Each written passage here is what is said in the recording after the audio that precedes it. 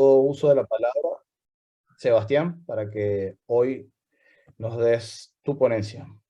Adelante. Muchas gracias, mi querido hermano y amigo Guillermo. Sin duda, bueno, tenerte nuevamente por estos lados. Aquí estamos esperando en casa con una picadita y un buen Brugal leyenda, como vemos, nos gusta a nosotros recibirte, a vos y a todos los amigos. Obviamente sepan que Montevideo tiene su casa.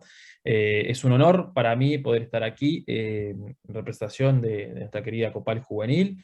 Un enorme abrazo a lo que es el Instituto de Formación Político Gustavo Carvajal Moreno. Sin duda, Gustavo ha sido uno de los factores de América Latina, de la unidad y de la formación política que ha brindado ese brazo solidario a nuestro continente y a nuestro Uruguay en particular, en la figura del general Liber Seregni. Por lo tanto, estar en una actividad del instituto que lleva ese nombre, ¿no? Nos llena de orgullo y de placer. Obviamente, un saludo a César, que hemos trabajado durante todo este tiempo. Sé el trabajo que están haciendo muy fuerte el instituto y obviamente el diputado Lázaro Jiménez, que está llevando un nuevo periodo de este instituto tan importante, con una dinámica muy buena y a la cual agradecemos la invitación y la participación.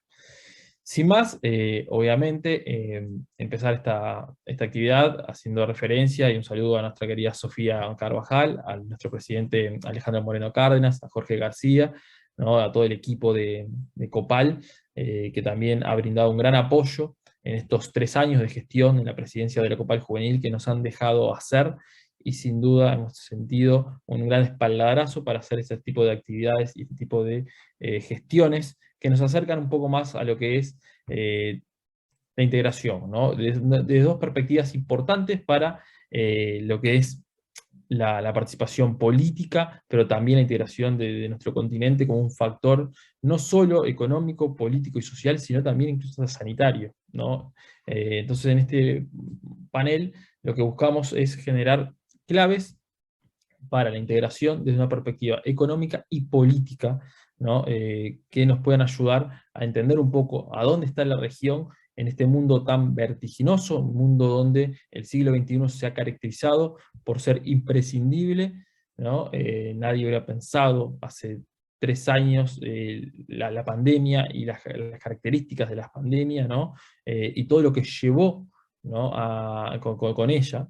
Y en ese sentido, entendemos que un mundo donde, como bien lo planteaba Guille al comienzo, ¿no? Es un escenario global donde tenemos un factor de imprevisibilidad por un lado y también un factor de cambio constante que nos marca la agenda continua. Entonces, de una perspectiva, ¿cómo lo vamos a hacer? De una perspectiva desde el progresismo. No entendemos la política sino una herramienta de transformación, un escudo para los más débiles, una herramienta de transformación social que busca, desde una perspectiva progresista, a tener a los más vulnerables y a las más vulnerables en el centro de la atención y del pensamiento de la política pública. De una perspectiva económica, bueno, primero tenemos que entender la integración como un factor fundamental para el desarrollo de América Latina, no solo a nivel colectivo, individual, sino también como un factor que en un mundo donde se está teniendo un escenario multipolar, donde la hegemonía de fines de los 90, después de la caída del bloque socialista, la caída del muro de Berlín, ¿no? Teníamos una potencia hegemónica, donde, bueno, esa potencia hegemónica sigue siendo vigente. No hay análisis que efectivamente planteen que Estados Unidos sea hoy una potencia que vaya a desaparecer, ¿no? Pero sí tenemos otras potencias emergentes, como es el caso de China, y subpotencias regionales, como es el caso de la Unión Europea, Rusia, Sudáfrica, India. Y acá tenemos el rol de América Latina en ese plano económico, donde estamos planteados, donde está nuestra perspectiva. Y ahí tenemos que marcarlo. Lo primero es la integración desde una perspectiva del comercio. América Latina es el continente más desigual del mundo, no el más pobre es África, pero sí es el más desigual. Y estamos en un mundo donde se ha caracterizado en este siglo por la concentración de la riqueza. El 2% de la población acumula más capital que el 85% de la población mundial. Y esto marca también una gran desigualdad y que repercute principalmente en la franja etaria de jóvenes y mujeres. Nuestro continente también es el continente que tiene mayor cantidad de jóvenes y mujeres per cápita. América Latina tiene el 72% de su población debajo de los 35 años, y la mayoría son mujeres.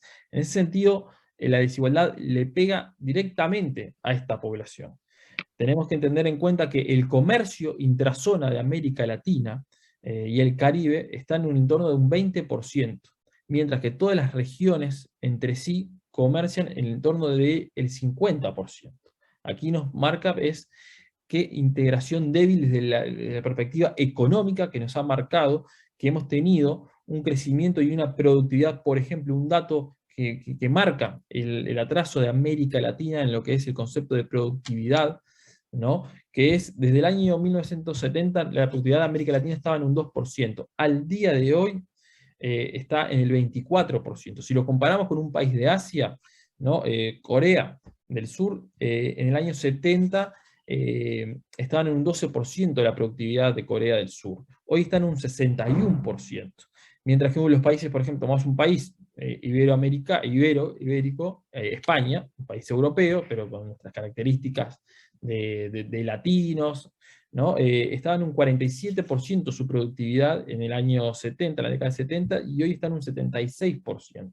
Aquí marca que también el crecimiento económico de América Latina desde los 70 hasta ahora ha sido un promedio de un 0,3. Y hay experiencias exitosas de que el comercio intrazona ha generado un impacto positivo en las sociedades. Por ejemplo, antes del NAFTA, en México, Estados Unidos y Canadá, tenían un comercio intrazona que estaba en el entorno del 17%. Hoy sobrepasa el 60% del comercio intrazona de estos tres países, producto de estos acuerdos. Nosotros hoy tenemos un factor que es la LADI, que no ha generado las capacidades necesarias para tener un bloque de libre comercio en América Latina que tenga dos premisas: el crecimiento económico, la integración, pero también la distribución social. Y aquí es fundamental que generemos, de una perspectiva progresista, dos factores fundamentales: el crecimiento económico, pero ¿para qué el crecimiento económico? Con distribución social. Dos factores que están en pugna y que son necesarios, porque si nos vamos a los modelos neoliberales que buscan el crecimiento económico, ¿no? Y tienen la teoría del derrame económico, ¿no? Donde esas capacidades que se generan a través de ese crecimiento económico después va a derramar al resto de la sociedad. Bueno, cuando está por derramar el agua, siempre vienen los mismos de siempre y se toman el vaso y nunca logra derramar. No hay concepto, no solo en América Latina, sino en el mundo, que confirme que la teoría del derrame económico neoliberal, ¿no?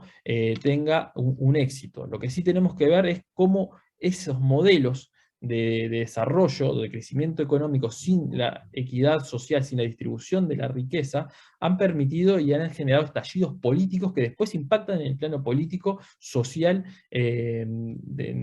Por ejemplo, tenemos el caso de Chile y Colombia recientemente. Cuando se da el lanzamiento de las protestas en Chile, a nadie se le ocurre pensar que fue solo por el aumento en el precio del metro, del transporte. Los estudiantes saltaban los molinetes en protesta, pero no solo por el aumento del transporte, sino también por un modelo social y económico, de crecimiento económico, que había dejado una distribución de la riqueza al igual que Haití. O sea, Chile tenía uno de los mayores crecimientos económicos per cápita de América Latina, pero distribuía, después de Haití, era el peor que distribuía ese crecimiento económico, y eso generaba a la interna de Chile una gran desigualdad, que es obviamente lo que pasa en América Latina. Esa desigualdad generó un gran cambio, un estallido social y político, que los partidos políticos no lo vieron desde una perspectiva acompañando, sino tuvieron que generar y ser parte de ese movimiento, ¿no? De furgón, de cola, de algo que estaba pasando y que podía estallar para cualquier lado. Lo mismo pasó en Colombia con el paro social, ¿no? El pacto histórico logró capitalizar ese aspecto, pero sin duda también era un modelo, el colombiano, donde había una gran crecimiento económico, pero la distribución social generaba grandes inequidades. Esas inequidades que hoy en América Latina surgen y nos potencian en un mundo donde efectivamente lo que está potenciando es la desigualdad, es el modelo económico que ha generado esa desigualdad y que nos ha dejado solo como factores exportadores hacia el mundo de materias primas. Nosotros tenemos que entender que la apuesta para América Latina hoy no va a ser la cantidad, ¿no? Podemos sí ser el granero del mundo, ¿no? Y eso es real, tenemos grandes recursos naturales. Ahora, si seguimos planteando esa gran dependencia económica, que por ejemplo en el siglo XXI tuvimos un gran boom económico de crecimiento en casi todos los países de América Latina, producto de dos factores. Primero, el factor del aumento de los commodities, ¿no? Como gran impulsor de la economía de América Latina. Pero eso se fue enseguida en el plano de lo que fue la recesión económica, tanto de Estados Unidos como de la Unión Europea en el año 2008 hasta el 2014, ¿no? Que enlenteció principalmente las economías de América Central y del Caribe, ¿no? Por el producto de las remesas seguimos dependiendo y siendo países, ¿no? Que dependemos de las remesas, o sea, de la migración que tenemos hacia los países centrales, principalmente Estados Unidos, y cualquier aspecto que canalice o tranque la productividad de Estados Unidos o frene la economía, siempre se ve impactado en nuestro continente por la dependencia que tenemos en ese marco. Otro aspecto fue la caída de los commodities y los precios de los commodities del 2014 hasta el 2018. Eso también llevó a que grandes gobiernos de la era progresista no pudieron sostener el crecimiento económico y también, a su vez, las necesidades de la generación de un estado social de bienestar para seguir sacando a población de la pobreza, que después, obviamente, por esa dependencia que tenemos, por esa desigualdad, volvió a la pobreza gran parte de esa población. Cuando una persona, un núcleo familiar, ingresa a la pobreza, es muy difícil después traerlos, y no se pasa solo, y no se resuelve solo con transferencias monetarias, sino también hay un tejido social, cultural, que se pierde cuando uno vuelve nuevamente a los niveles de pobreza, que es muy difícil reconstruir esa capacidad social. Es en ese sentido que América Latina tiene que apostar, como lo decía hace un ratito, no a la exportación únicamente de la cantidad, sino a la calidad. Nosotros no vamos a competir. Mis abuelos se conocieron en una fábrica que trabajaron, una fábrica textil, ¿no? de Uruguay, que trabajaron prácticamente desde sus primeros días laborales hasta su jubilación, hasta su retiro, ¿no? Hoy esas fábricas textiles en Uruguay y prácticamente en América Latina existen y existen muy pocos. ¿Por qué? Porque la gran producción, producto de la globalidad, está en Asia. Y es en ese sentido que nosotros no podemos competir, ¿no? O tener una gran capacidad en materia de lo que es la productividad, también con las características que nosotros entendemos de una perspectiva del empleo formal, donde la informalidad en América Latina también es una de las principales causas a nivel de lo que es la desintegración social, ¿no? El continente con mayor informalidad del mundo es América Latina, y esto impacta en los derechos ciudadanos, pero también en los derechos humanos de esa población, y cómo nosotros nos paramos a la hora de tener un tejido social para poder contener la formalidad como un aspecto central en la vida, no solo del individuo y de que está trabajando, sino de su entorno familiar.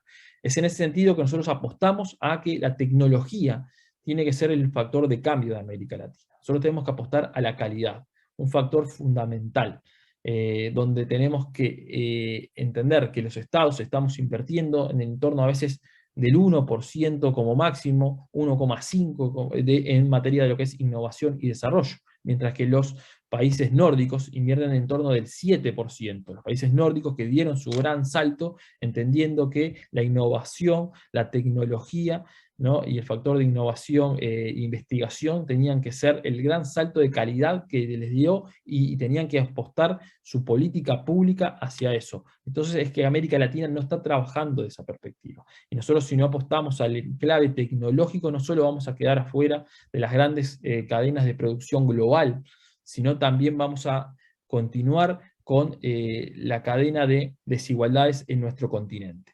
Es en ese sentido que después tenemos la integración y las claves políticas, ¿no? Para trabajar de una perspectiva de cómo nosotros entendemos esta economía. ¿Por qué? Porque la economía entendemos que es crecimiento económico de una perspectiva progresista, pero con distribución social.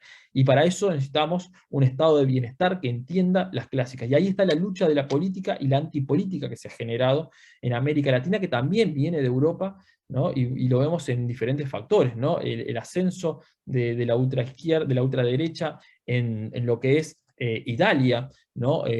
Nuevamente el Frente Nacionalista en Francia, teniendo gran participación en Austria, los nacionalismos muy fuertes, Vox, ¿no? Siendo un factor relevante de la política española, ya no como un espacio incipiente o un desprendimiento del PP español, sino ya como un actor fuerte, ¿no? Que gobierna localidades, y en ese sentido que también empieza a proyectarse internacionalmente, y lo hace con América Latina. Vox se reunió con diferentes partidos de derecha de América Latina, en México, en Colombia, en Chile, en Argentina, en Brasil, ¿no? Con una agenda, ¿no? De la biosfera como un elemento que, al entender nuestro, sigue siendo un aspecto negativo, colonizador, ¿no? De una perspectiva ideológica, ¿no? Pero teniendo la agenda de las nuevas derechas arriba de la mesa en convivencia con las derechas de América Latina. Y es ahí que nosotros, de una perspectiva progresista, nos tenemos que parar fuerte. Primero, con la concepción de la democracia. La democracia para la perspectiva de izquierda y progresista es algo fundamental. Nosotros tenemos que luchar contra los populismos, tenemos que luchar contra la derecha y tenemos que entender que la democracia es un fin. La democracia sigue siendo un factor fundamental del desarrollo humano, sigue siendo un factor fundamental de los derechos humanos. Y la discusión de la antipolítica que se está viendo, por ejemplo, con un dato que ellos manejan mucho, que es el tema de la seguridad, y ponen de una perspectiva a la seguridad como algo que la derecha lo puede resolver y que el progresismo es un fracaso en materia de seguridad, pero tenemos que ver los números de nuestro continente, que lamentablemente es el continente más violento del mundo. Estamos teniendo una concepción donde de las primeras 50 ciudades más violentas del mundo, 47 son de América Latina, ¿no? Y eso, en ese sentido, nos marca un desafío fundamental, donde tenemos que el 40% de los homicidios a nivel mundial pasan en nuestro continente, y nuestro continente solo es el 9% de la población mundial. Esos factores de inseguridad, ¿no? Que efectivamente marcan no solo la agenda política, pero sino también el vivir, el planteo de la economía, el planteo principalmente de los derechos humanos, de la seguridad, es utilizado por estas derechas, ¿no? Como un factor de atraer votos, como un factor electoral fundamental, donde el discurso de la mano dura, el discurso de que solo la derecha a través de este sistema de mano dura puede controlar la seguridad. A ver, llegó Bolsonaro, los indicadores de Brasil en materia de seguridad no cambiaron, empeoraron, ¿no? Y buscan también tener elementos como la militarización de la seguridad pública, ¿no? Lo cual es un factor que también marca algo para una perspectiva de izquierda y progresista muy complicado de entender, porque las Fuerzas Armadas están pensadas para otra cosa y no están pensadas para la seguridad pública. Entonces, darle más posibilidades puede terminar en algunos aspectos donde en su momento pasó en la década de los 60, de los 70, donde las Fuerzas Armadas comenzaron a tener mayor incidencia en los estados, ¿no? Entrando en las esferas civiles, ¿no? Y después obviamente es un factor que, si no se controla a tiempo, termina mal. ¿Por qué? Por ejemplo, con el discurso de las derechas, con el discurso xenófobo, con el discurso de la pérdida de empleo y la falta de por ejemplo, habiendo encuestas como las que hubo en Uruguay recientemente, donde se planteaba que el 52% de la población entendía que si había una dictadura, pero que le corregía los problemas de seguridad, estaba bien que exista una dictadura. Entonces, miren, en un país que, Uruguay, que tiene una tradición democrática muy grande y que es el país con la mayor democracia del continente, ¿no? Y una de las primeras 20 en el mundo. Por lo tanto, si así piensan, imaginemos el resto del continente. Y es en ese sentido que nosotros tenemos que trabajar desde una perspectiva, entendiendo que la democracia y la seguridad son factores claves para el convivir de los derechos humanos. Otro aspecto fundamental que me parece importante es la integración política, ¿no? Y regional. Nosotros tenemos instrumentos donde organizaciones internacionales que tienen su origen en la posguerra fría, o también en la posguerra mundial, la OEA, y después pues, generamos otros mecanismos, y teníamos un elemento suramericano, que era la UNASUR, con sus problemas, con sus defectos, pero también tenía un montón de virtudes. Una de las virtudes era el concepto que teníamos de seguridad y soberanía, en dos planos. Teníamos un Consejo Suramericano de Defensa, ¿no? Que buscaba nada más y nada menos que coordinar las Fuerzas Armadas, pero también un nuevo paradigma de defensa y seguridad desde la perspectiva de la integración. Pensemos que el instrumento que había en América Latina para la seguridad hemisférica era el TIAR, el Tratado de Asistencia Recíproca, ¿no? Creada post-Segunda Guerra Mundial, ¿no? Instrumentado por los Estados Unidos, con una visión de Guerra Fría, donde América Latina tenía, que era su zona de influencia, ¿no? Generaban apoyos y acuerdos en materia de una eventual invasión de algún país de la Unión Soviética o de la Unión Soviética, ¿no? Esa lógica de la Guerra Fría, ¿no? Que tanto era para América Latina con los Estados Unidos y Rusia, la Unión Soviética, y que a su vez era para la Unión Soviética también, con sus zonas de influencias, ¿no? Obviamente la base que tenía la OTAN que tiene la OTAN en Turquía, ¿no? En su momento le devuelve la jugada con los misiles en Cuba, y ese escenario de Guerra Fría, bueno, marcó que el único instrumento era el TIAR. El TIAR lo que terminó siendo un instrumento que marcó el anacronismo de la perspectiva de la Guerra de las Malvinas, donde cuando venían los barcos ingleses a retomar el control de las Malvinas, Estados Unidos, Argentina invoca el TIAR, y Estados Unidos obviamente prevalece su aliado histórico, que es Inglaterra, y dice que, bueno, que el TIAR no, porque Argentina había sido el agresor de las Malvinas, por lo tanto no se aplicaba. O sea, aunque Inglaterra intentara invadir cualquier país de América Latina, no iba a aplicarse nunca el TIAR. ¿Por qué? Porque el TIAR estaba pensado para una lógica de Guerra Fría con determinados intereses. Bueno, nosotros en la UNASUR teníamos una lógica de un paradigma nuevo de defensa que se estaba construyendo, ¿no? O donde las Fuerzas Armadas estaban trabajando de una perspectiva más de integración, con más raíces latinoamericanas, sino con el filo de lo que fue en su momento la teoría de la doctrina de la seguridad nacional, la Escuela de las Américas en Panamá, donde se formaron a los dictadores más crueles y esas concepciones que eran ajenas a nuestro continente. Otro aspecto fundamental de la integración fue el Consejo Suramericano de Salud, y acá es fundamental que tengamos una perspectiva de lo que pasó con la pandemia. La pandemia lo que marcó no solo fue en materia sanitaria, lo que marcó también y desnudó la falta de integración del continente.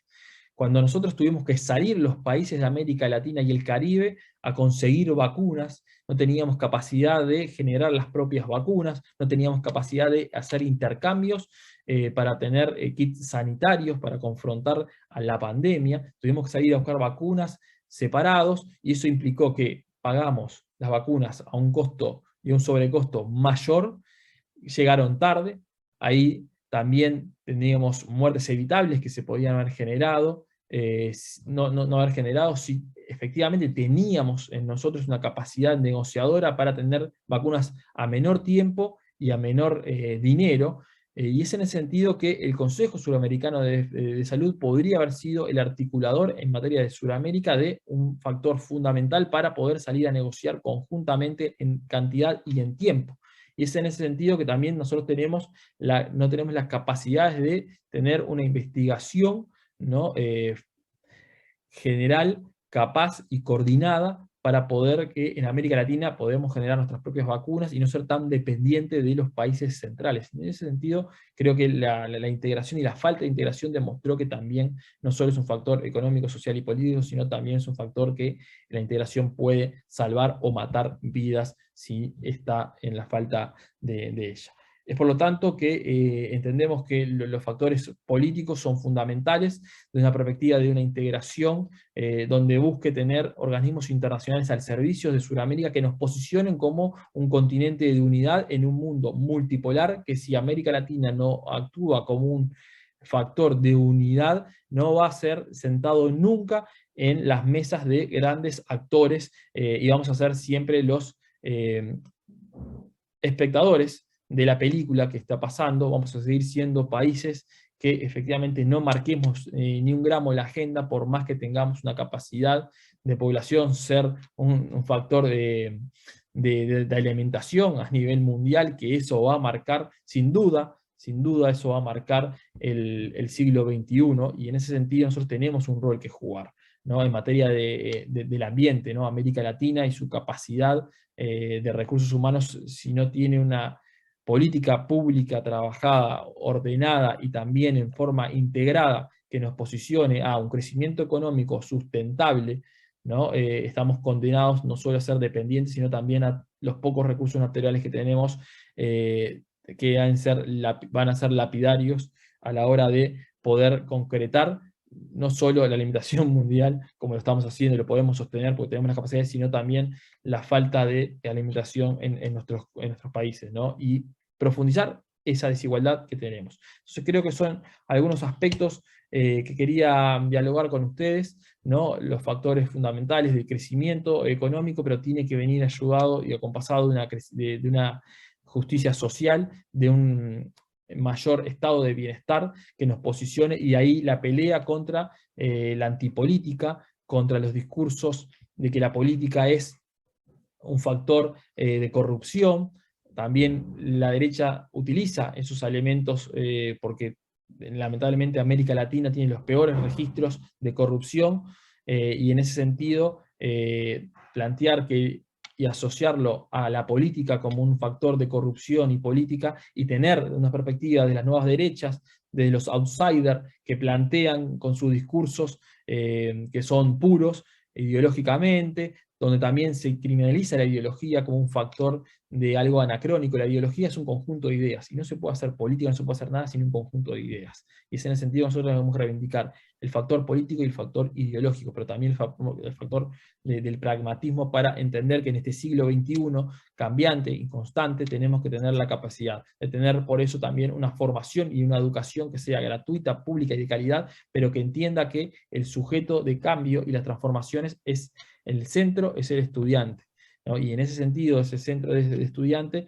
que tiene que ser el estudiante que genere esos nuevos conocimientos para este mundo vertiginoso, cambiante, que América Latina, donde tiene que apostar es, como lo decía y lo señalaba, es a la calidad.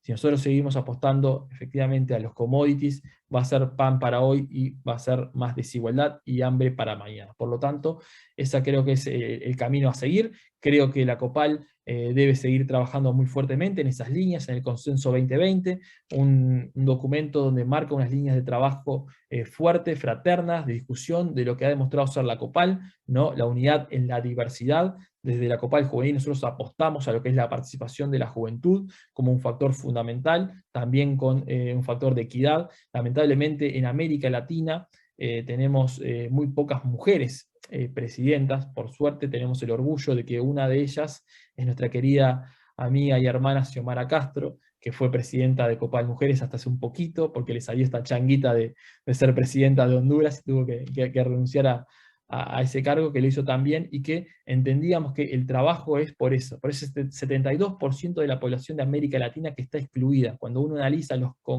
congresos y los parlamentos, las mujeres y los jóvenes son los más relegados. Prácticamente no hay participación en esos espacios, y no es que no haya participación política, porque en Chile y en Colombia quienes estaban al frente de las marchas eran los jóvenes y las mujeres. Y en ese sentido entendemos que hay una participación que tenemos que apuntar, tenemos que trabajar, tenemos que tener instrumentos ¿no? Para entender que la política sigue siendo el elemento fundamental para el desarrollo social, económico y con una perspectiva de izquierda, sin duda, con justicia social. Así que muchísimas gracias, compañeras y compañeros. Ha sido un verdadero placer estar aquí con ustedes, dialogar y obviamente dejar abierto el intercambio fundamental, que como eso, nosotros del debate y del intercambio crecemos, y ahí, en ese sentido, para mí ha sido un verdadero placer poder estar aquí con ustedes. Bueno, Sebastián, muchísimas gracias por esta exposición. Creo que bastante completa, concisa, en un corto tiempo. Le comentaba a César que nosotros venimos de una escuela mucho más rápida, ágil, práctica, sin mucho protocolo, y eso es lo que nos ha llevado como generación a hacer política de manera mucho más rápida. Aquí he notado algunas preguntas, invito igual al resto de los compañeros y compañeras que desean hacer preguntas, que lo pueden hacer por escrito, tanto a nosotros por mensaje como por el chat. Voy con un par de preguntas, Sebastián, y tú las puedes ir respondiendo una a una o acumulas y haces un consenso de todos. La primera, ¿cuánto afecta la visión ideológica en la integración regional? ¿Qué tenemos nosotros para ofrecerle a los jóvenes a que participen mayormente en la política? ¿Cuánto afecta la migración dentro de la integración regional o por el contrario, acelera la integración? Perfecto, Guille. La verdad, 3 preguntas muy interesantes. Vamos con la primera, ideología e integración, ¿no? A ver, como decía al principio de la intervención, no se puede hacer política, no se puede hacer nada sin ideología, ¿no? Que no quiere decir que seamos presos y que la ideología se transforme en un dogma. La ideología es un conjunto de ideas, ¿no? Y ese conjunto de ideas es un puzzle como tenemos un puzzle de herramientas, en una cajita de herramientas, donde esas herramientas sirven para determinados problemas, resolver determinados problemas, ¿no? Y que si son bien utilizadas, nos sirven para resolver problemas, y si son mal utilizadas, no. Por ejemplo, un cuchillo nos puede servir para cortar carne, cortar alimentos, ¿no? Pero también puede ser utilizado para matar, ¿no? Y en ese sentido que la ideología es fundamental hacer y generar propuestas desde una perspectiva ideológica que representa el conjunto de ideas y representa un paradigma desde la política. Vamos a hacer políticas desde un conjunto de ideas. En ese sentido, la integración es fundamental. Ahora, no confundir ideología o doctrina con dogma. Ahí está el gran cuello de botella. Y podemos poner un ejemplo muy bueno sobre lo que es la integración y la ideología y el pragmatismo y lo no dogmático.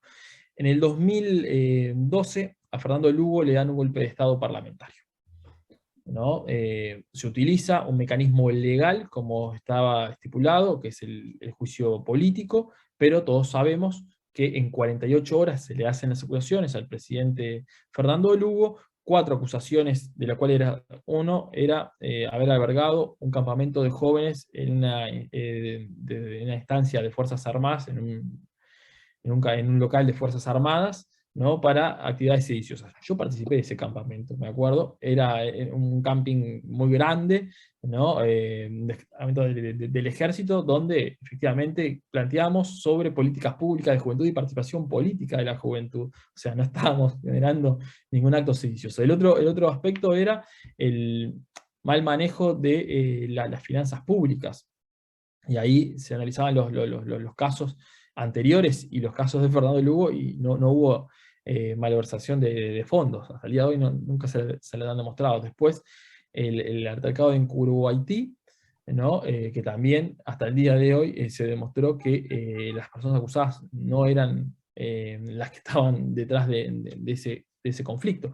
Bueno, en ese sentido fue que se sacó al presidente Fernando Lugo, ¿no? Utilizando un mecanismo legal, y ahí hubo 2 convocatorias, primero el Mercosur y después la UNASUR. ¿Ah? El Mercosur aplica su protocolo de democracia, y la UNASUR también, ¿no? Ahí podemos decir que el Mercosur, justo en ese momento histórico, era gobernado por gobiernos de izquierda progresista o del bloque nacional y popular, como le gusta decir a los argentinos. Estaba Dilma, Pepe Mujica y Cristina Kirchner en esos países. Pero después teníamos la UNASUR, y toma el mismo recaudo, la misma conclusión que el Mercosur, ¿no? Que lo que pasó ahí fue un golpe de Estado, que la democracia se ve afectada por decisiones políticas, acuerdos políticos, ¿no? Utilizaron un mecanismo legal en forma distorsionada para llevar adelante y quebrar la voluntad popular que había sido la elección de Fernando Lugo por el comienzo y el principio del mandato. En esa UNASUR había presidentes que no eran de izquierda, que no eran progresistas. Estaba Piñera en Chile, estaba también Santos en Colombia, y en ese sentido, o sea, ellos fueron parte de esa decisión porque fue una decisión de unanimidad. Por lo tanto, el conjunto ahí ideológico era marcar que América Latina, que había sido un continente de grandes dictaduras, golpe de Estado, que eso había retrasado, uno de los factores que retrasó efectivamente el desarrollo, el correcto desarrollo social económico de nuestros pueblos durante el siglo XX y también el siglo XIX, no podía ser planteado en el siglo XXI como un método de alcance del poder. Por lo tanto, ideológicamente la integración en sentido se partió muy, muy firme, y obviamente no pudo revertir el golpe de Estado, pero efectivamente había una concepción de ir hacia un lugar en común donde tanto gobiernos de izquierda y de derecha se sentaban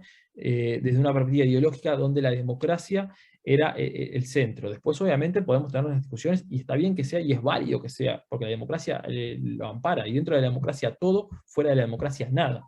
Pero el factor ideológico para saber dónde estamos parados y tener reglas comunes, reglas de convivencia en materia de integración es fundamental. ¿Por qué? Porque ideología e integración, una primera decisión ideológica es que el continente tenga que tener democracia, tiene que tener paz y soberanía. Bueno, yo creo que en ese sentido nos podemos sentar de acuerdo diferentes a entender que estos tres principios ideológicos son un factor clave para un buen entendimiento y ser un continente de paz, ¿no? Entonces la ideología y la integración tienen que ir obviamente de la mano, pero no entender la ideología como un dogma, porque ahí es donde efectivamente se pierde el concepto de ideología, se pierde el concepto de ideas, ¿no? Por algo más tenebroso que son los dogmatismos, ¿no? El dogmatismo lo que genera obviamente es el fanatismo, después de ello exacerbado, ¿no? El dogmatismo exacerbado termina siendo el fanatismo, y todos sabemos el fanatismo en qué termina.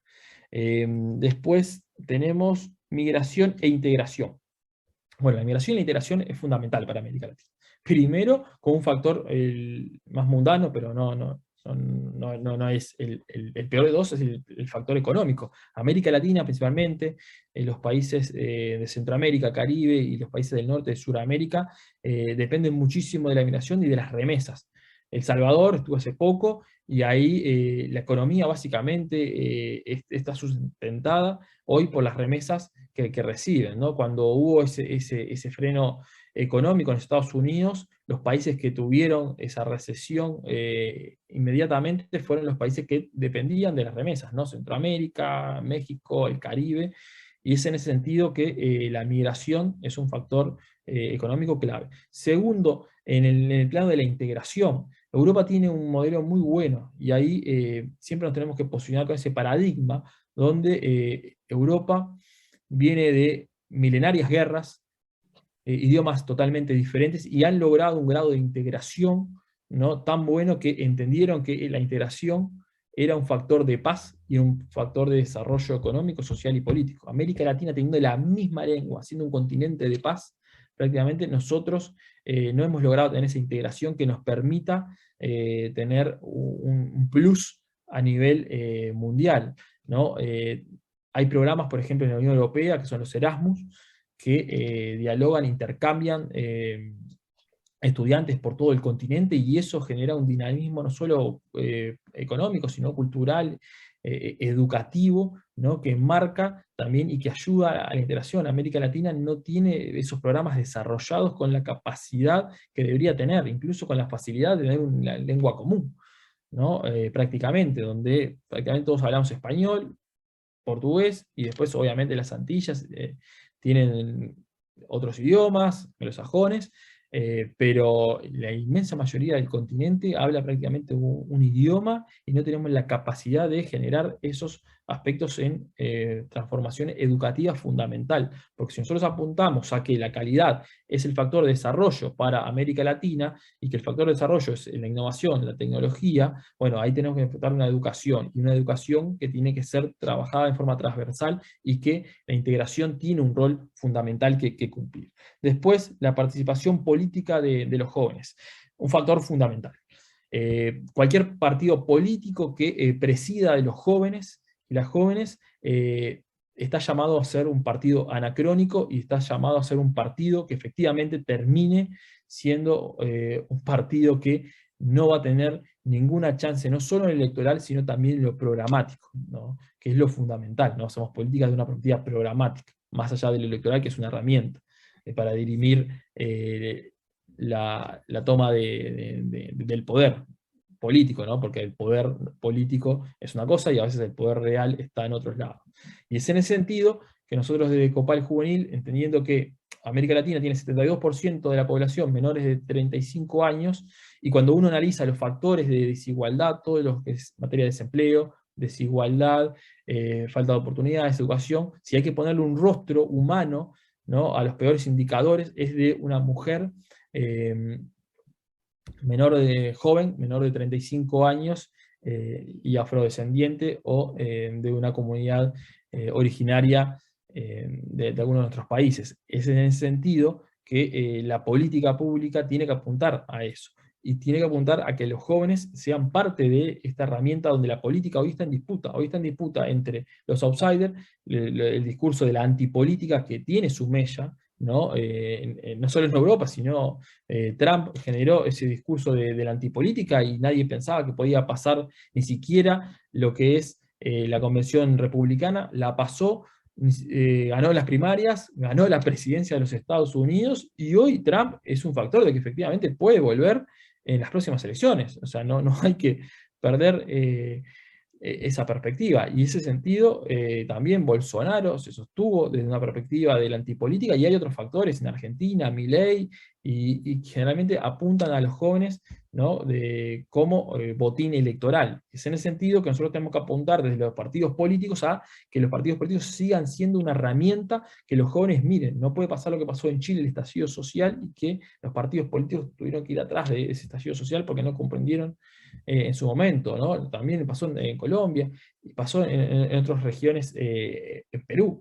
Y es en ese sentido que nosotros tenemos que tener partidos adaptados a estas realidades, ¿no? Un partido político que en su seno de dirección no tenga a un joven discutiendo, pero no solo discutiendo, sino también votando con capacidad de incidencia, va a ser un partido que efectivamente no entienda la agenda del siglo XXI, una agenda que cambia, que es permanente en el cambio. Yo voy a terminar ahora mi presidencia de Copal Juvenil, y sin duda tengo un abismo con los gurises, como decimos en Uruguay, de 18 años. Va a tener que ser otra generación que tiene otras metodologías, otro lenguaje político, otro lenguaje social, otro lenguaje cultural, al cual obviamente hay que adaptarlos. Por eso nosotros desde Copal Juvenil generamos el acuerdo, el programa, que es el Pacto por la Juventud de América Latina y el Caribe, que son 10 propuestas concretas, ¿tá?, de política pública y también de política a la interna de los partidos políticos, ¿no?, que el partido político, después que lo firma con Copal, tiene un año para poder hacer esos cambios estatutarios. Por ejemplo, tener los jóvenes con voz y voto en todos los ámbitos de dirección del partido. Tener a jóvenes una cuota en las listas legislativas, ¿no?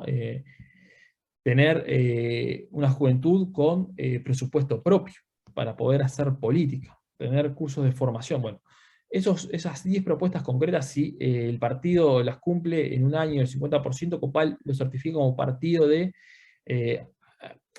amistad con la participación amigable con la participación de la juventud en política. Si cumple el 90%, Copal Juvenil certifica a ese partido político como partido de excelencia en prácticas de fomento de la participación en políticas públicas. Ahí, a pesar de que tenemos 70 partidos en la Copal, lamentablemente la gran minoría de los partidos de Copal firmaron esos acuerdos, ¿no? Ahí destacamos al PRI de México, que firmó el acuerdo y presentó el 100% de las propuestas, y ahí logró tener la certificación de partido de excelencia, ¿no? Una de las causas, por ejemplo, y lo podemos ver, el 1 de 3, uno de cada 3 jóvenes menores de 35 años en el PRI tiene su cuota legislativa, y eso le implica que hoy el PRI tenga en México la bancada de jóvenes más grande, incluso más jóvenes legisladores que muchos partidos políticos, bancadas propias. Entonces eso marcó también el Partido Liberal en Colombia, logró estos avances, y hay otros aspectos, pero tenemos hoy que firmaron solo el acuerdo el PRI de México, el PT de México, el PSUV de Venezuela, Acción Democrática de Venezuela, Cambiemos de Venezuela, República Dominicana, el PRD de República Dominicana, Izquierda Democrática de Ecuador, el PLD de República Dominicana, y lamentablemente esos son los países que han solo firmado ese acuerdo, ¿no? Un acuerdo que obviamente nosotros sabemos que es una herramienta, es un grano de arena que no va a marcar la solución final para la participación de los jóvenes, pero es necesario que los partidos políticos entiendan que es un instrumento válido de transformación y que hace a los partidos políticos más amigables para recibir a los jóvenes, y que los jóvenes entiendan a la política como algo que puedan construir y que puedan transformar la realidad como una herramienta, con esa herramienta válida, y que no siga profundizándose el discurso de la antipolítica, porque con el discurso de la antipolítica es muy peligroso y termina pasando lo que pasó en su momento en América Latina en la década de los golpes de Estado, ¿no? Donde se bastardeaba la política, se la planteaba como algo corrupto, y que la seguridad tenía que estar en manos de los militares, que eran castas puras, y que iban a traer la seguridad y el progreso, porque los políticos eran unos corruptos que estaban solo pensando en sus intereses y en sus bolsillos. En ese sentido, ese discurso y las nuevas derechas están instalando nuevamente eso, y nosotros tenemos que tener como partidos políticos progresistas y de izquierda, ¿no?, un factor fundamental a la hora de entender que la participación política de los jóvenes y de las mujeres en estos partidos y en nuestros partidos tiene que ser algo fundamental, porque si no estamos claramente marcados a lo que es ser partidos anacrónicos y quedar por fuera del sistema, y que estallen las sociedades, y que los jóvenes y las mujeres entiendan a la política como algo ajeno, y cuando pasa eso es muy peligroso para la democracia y el desarrollo social. Bueno, Sebastián, hay dos preguntas, no sé si hay tiempo para contestarlas brevemente. Sí, claro, ¿Me quedo? Sí, Ok. sí. Bueno, hay una que dice, la política comunista liberal, como se le llama, afecta a los países latinoamericanos y a su economía. La segunda, ¿cuáles estrategias propone para lograr ese aumento de calidad o aumento de productos y servicios que impliquen un mayor valor añadido a la región?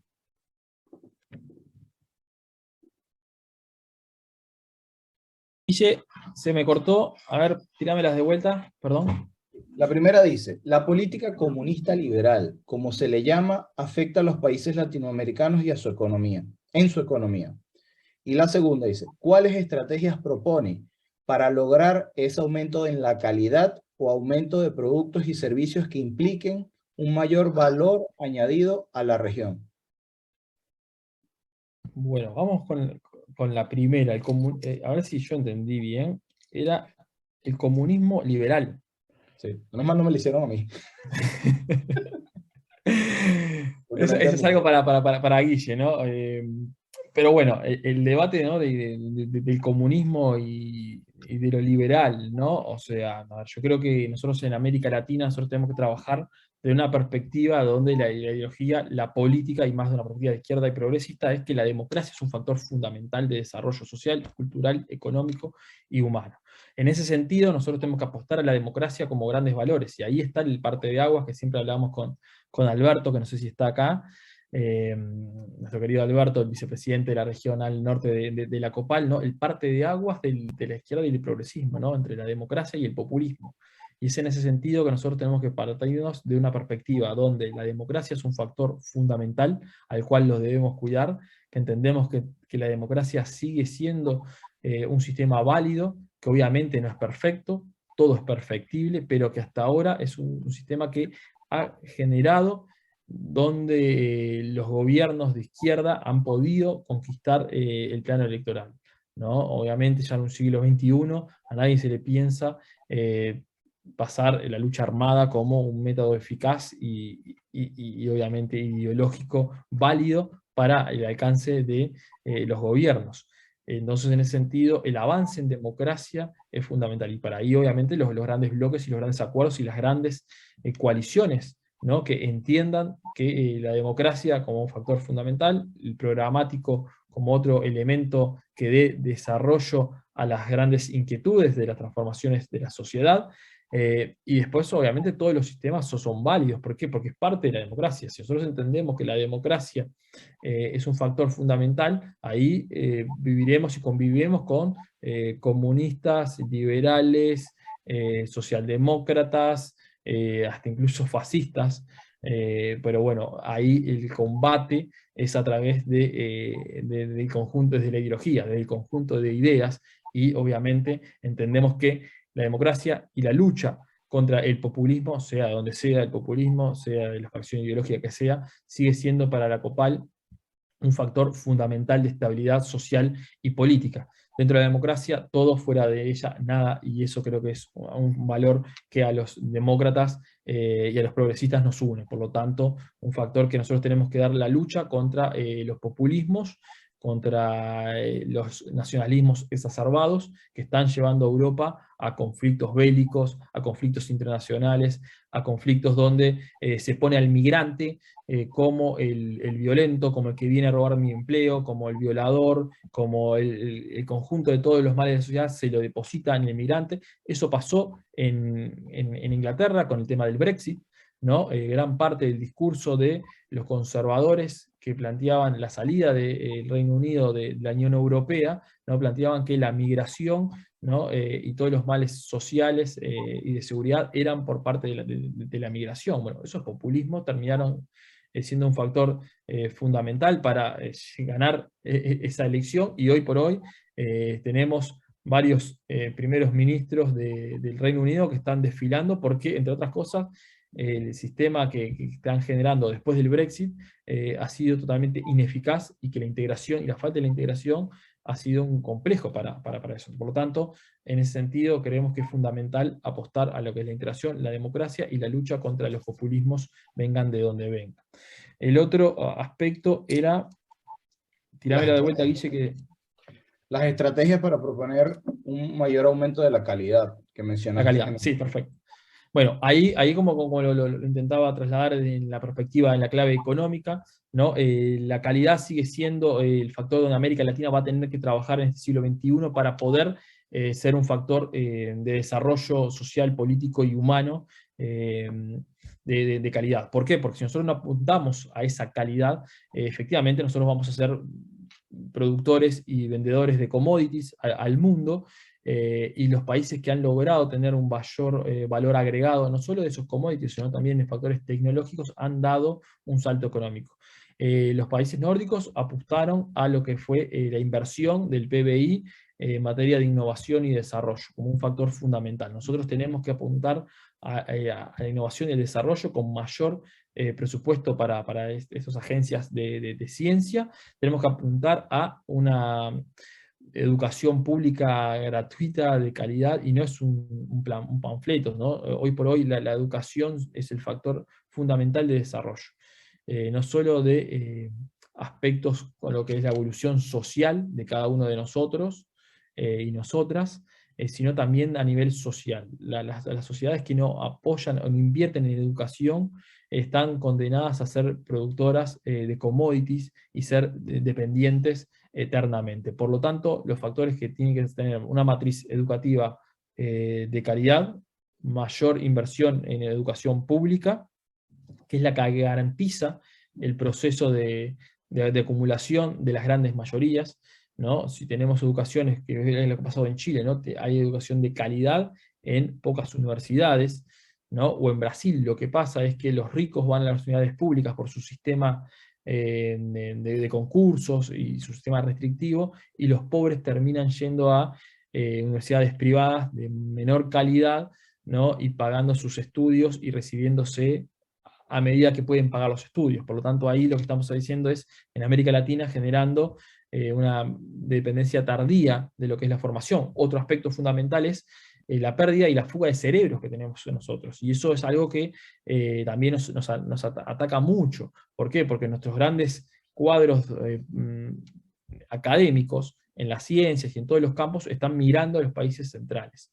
Y eso nos marca que nosotros formamos y las oportunidades están dándolas los países centrales, las empresas transnacionales, y terminan migrando, y todo ese capital de educación que nosotros hicimos, bueno, lo terminamos perdiendo. Y en ese sentido nosotros tenemos que tener una perspectiva de cómo nosotros trabajamos la educación, la formación, y cómo después que formamos esos cuadros, los retenemos en nuestras sociedades para que efectivamente puedan brindar el conocimiento, ¿no? Y que sea un derrame académico y científico para nosotros. Por lo tanto, hay que generar programas específicos en materia de formación y después de inserción laboral, ¿no? Para estos técnicos, ¿no? Que apunten en lo que es la innovación y la tecnología como factor fundamental para América Latina. Si nosotros no nos posicionamos en lo que es innovación y tecnología, estamos condenados a seguir en el eslabón más bajo de la cadena social y global de producción.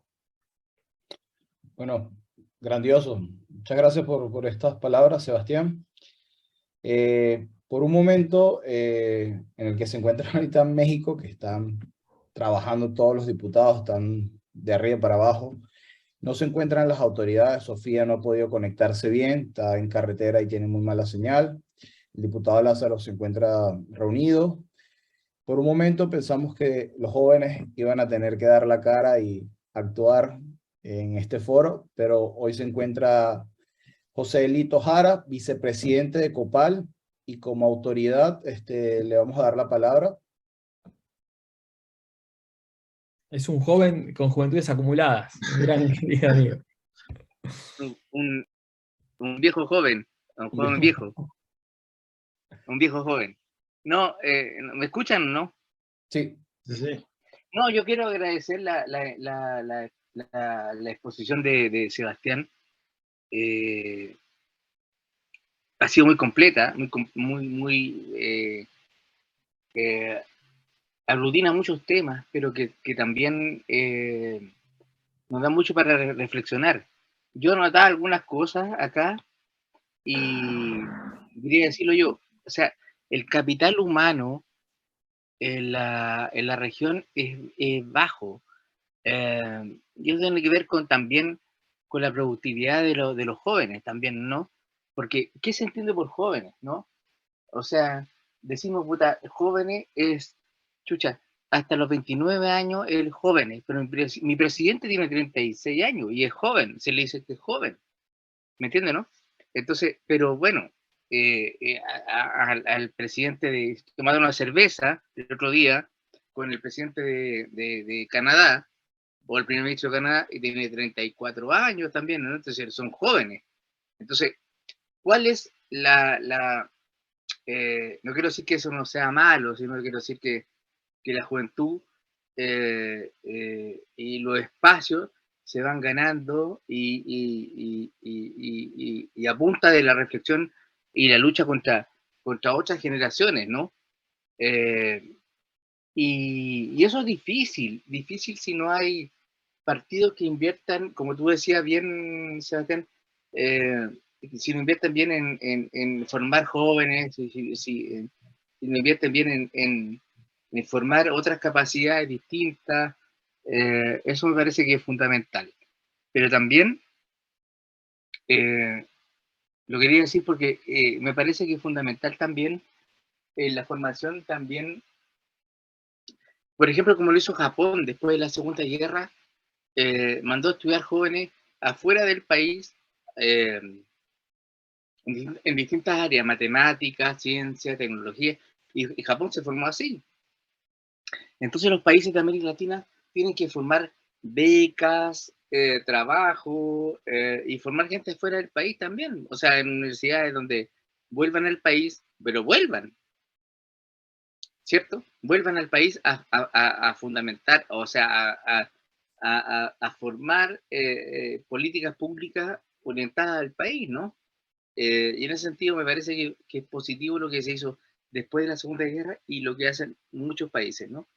En ese sentido yo creo que me parece positivo lo que tú estás planteando, porque tiene que ver mucho también pero también tiene que ver con que antes no lo fue así, pero ahora tiene que ver con hombres y mujeres. Pues las mujeres son mucho más eh, eh,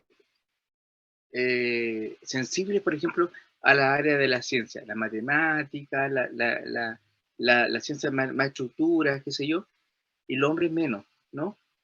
Me parece lo que dicen los datos. Entonces, yo creo que hay que hacer una estructura también donde las mujeres también, jóvenes, participen mucho más de eso. No sé qué piensas tú, y con eso ahí te lo dejo planteado. Bien, sin duda ahí, querido Lito, el tema de la participación de las mujeres es fundamental, y más de una perspectiva del progresismo, ¿no? O sea, nosotros entendemos la política con equidad, ¿no? Como decía hoy, el 62% de la población son mujeres y jóvenes, ¿no? Pero aún así no estamos teniendo esa repercusión en los parlamentos, en los congresos, ¿no? Donde ahí está representado.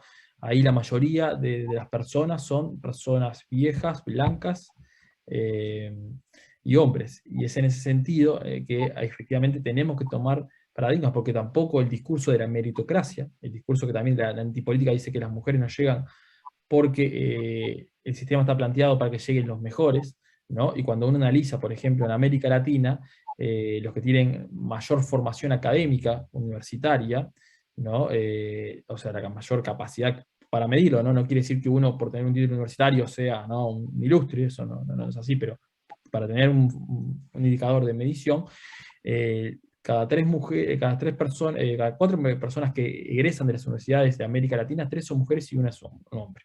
Por lo tanto, no pasa por el tema de la captación, pasa por un sistema que efectivamente, patriarcal, ¿no?, en América Latina, que termina dejando en los hombres y las mujeres el sistema de cuidados.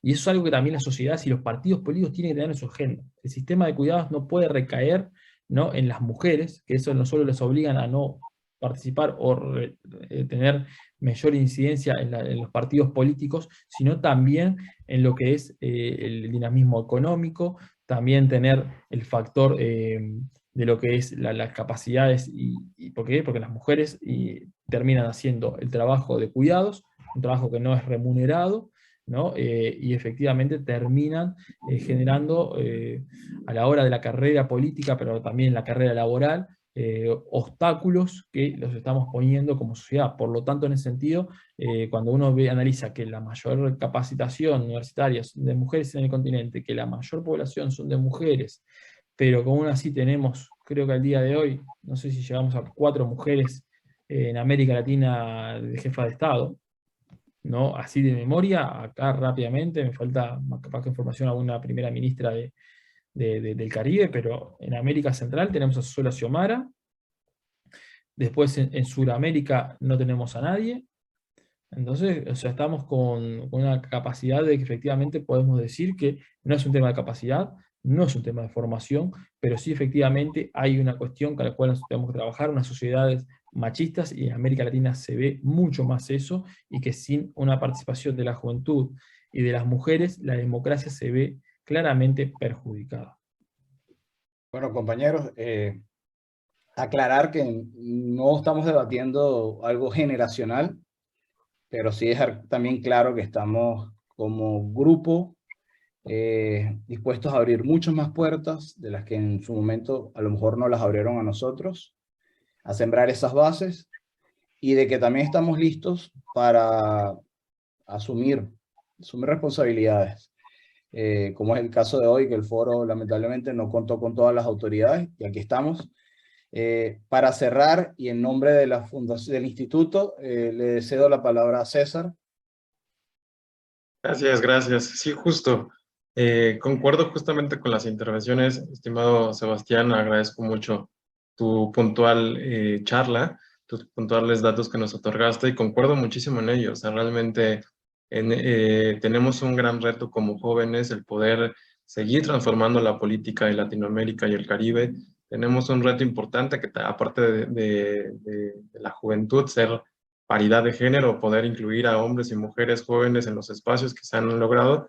Y bien lo dijiste, en México, en el PRI, tenemos pues un reto, por llamarlo así, desbloqueado, donde hemos podido conseguir el 1 de 3 de las candidaturas y vamos a seguir construyendo para esos espacios que podamos ganarlos y podemos seguir luchando y tenerlos, ¿no? Justamente como decía también mi estimado amigo Guillermo, desafortunadamente nuestras autoridades por sus agendas no han tenido la posibilidad de acompañarlo, pero pues tenemos un claro ejemplo de que pues, la juventud estamos preparadas, estamos saliendo adelante y cumpliendo con las agendas que nos demanda pues nuestra confederación de partidos de Latinoamérica y el Caribe. Y bien decían, a nombre del diputado, el coordinador del Instituto de Formación Política, Gustavo Carvajal Moreno, les extiendo la gratitud de haber estado el día con nosotros, con todas las autoridades, todos los amigos de los diferentes partidos que vi que estaban aquí conectados. Pues agradecerles justamente que se tomaran este tiempo para que compartiéramos y charláramos con nuestro presidente de la Copal Juvenil, con nuestro querido Guillermo, que también nos ayudó muchísimo a moderar el evento.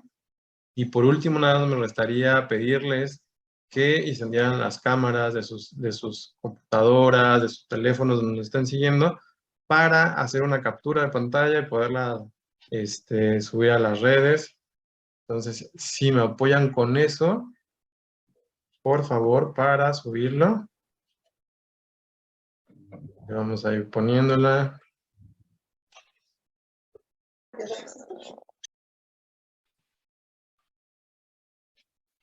Gracias, gracias. Aquí vamos dando para que pongamos. Ok. Dejen tomo otra.